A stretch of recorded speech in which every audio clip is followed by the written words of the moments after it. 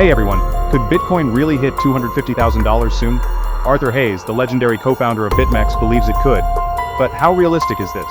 Are we on the verge of a financial revolution, or is it just another crypto fantasy? Arthur Hayes isn't new to bold predictions. He nailed the 2021 bull run, forecasting Bitcoin surge past $50K, but he's also made some predictions that never quite panned out.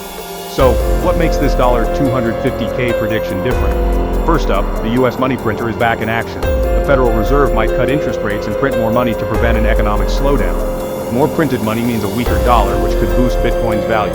Next, Bitcoin ETF mania is here. BlackRock, Fidelity, and other giants are pouring billions into Bitcoin ETFs. Institutional adoption means fewer Bitcoins available, potentially leading to a price surge. And let's not forget the 2024 Bitcoin halving. In April 2024, Bitcoin miners will get half the rewards. Historically, Bitcoin prices explode after halvings. Now let's back this up with data. In the 2017 bull run, Bitcoin gained over 2,000% from $1K to $20K. In 2021, it gained 1,200% from $3K to $69K. If history repeats, we could see Bitcoin hitting $200K to $300K.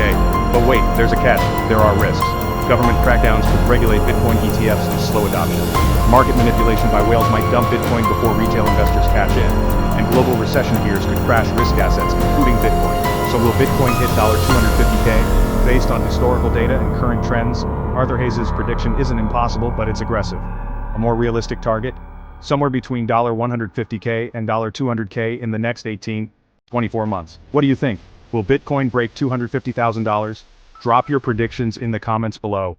Smash that like button if you're bullish on Bitcoin and subscribe for more real-time crypto analysis.